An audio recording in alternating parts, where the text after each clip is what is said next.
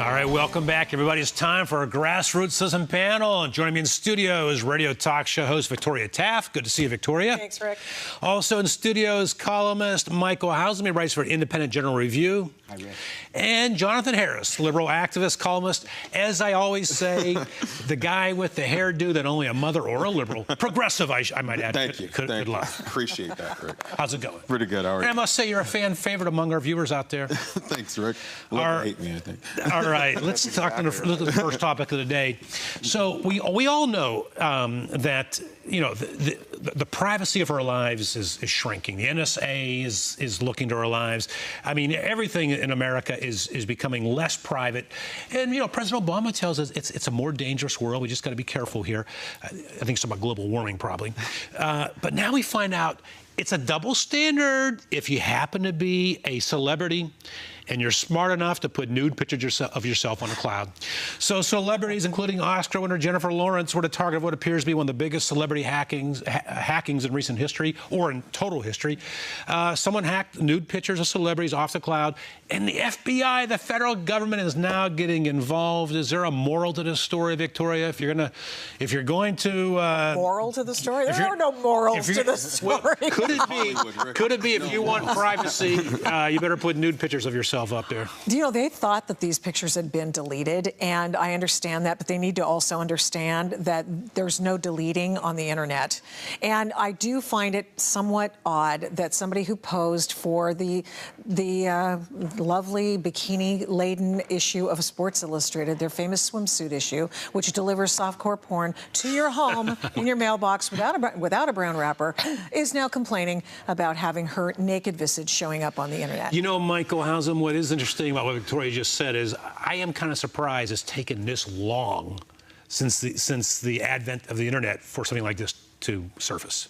Well, a couple thoughts about it is I've tried for years to find some of these pictures. So that's frustrating a little bit.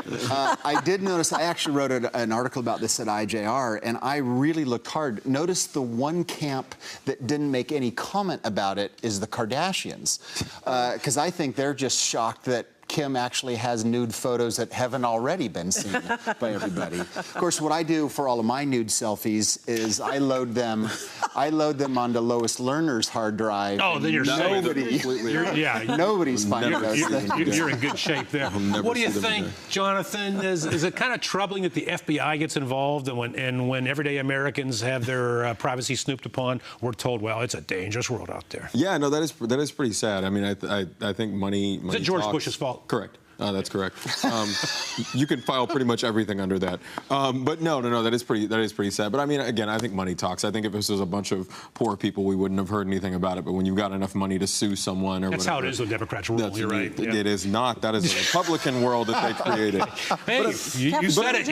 We got him on record. But I was joking. But Snowden mentioned this in July. I think that came out that he said that the NSA would find, if they ever came across in routine surveillance like nude images of people, they would show them to each other. They would literally turn around and say, hey, check this out, what we just came across. And that was like a blip, if anything. But it happens to Jennifer Lawrence, and it's like, oh, my God. Like, that's totally different. All right, switching gears now. I'm a huge football fan. I'm a college football addict. I take it right in the vein.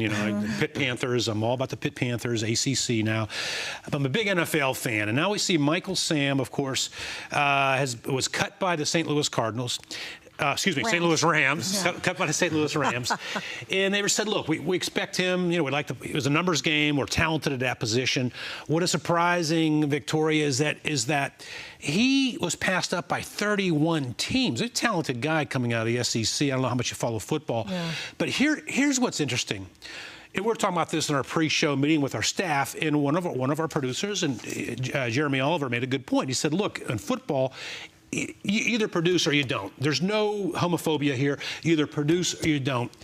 I do believe that's accurate, but what I think happened here was, someone said the coaches are afraid he's going to be a sideshow because ESPN wrote an article last week, they did a report saying that we're waiting for Michael Sam to take his first shower with his teammates, right. And this story blew out of proportion. I think there is something to that.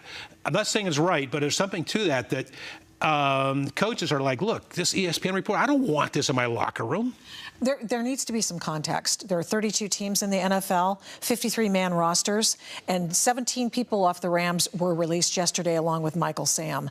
They're not homosexuals. They're people who never had a story written about them as to whether or not they're going to take a shower with the team. The point being that there are a lot of people, very talented people, who didn't make the practice squad and who got just sloughed off and riffed last week. Michael Sam is just one of them. And Michael Sam is the guy who made himself a subject of concern. He did. Because he decided to say, I am a first gay guy who's coming up. But he's not the first NFL player who's gay. Well, I think, Michael Hausum, this means that players will no longer slap each other in the butt. What do you think? Well, you know, I think, frankly, you make a really good point.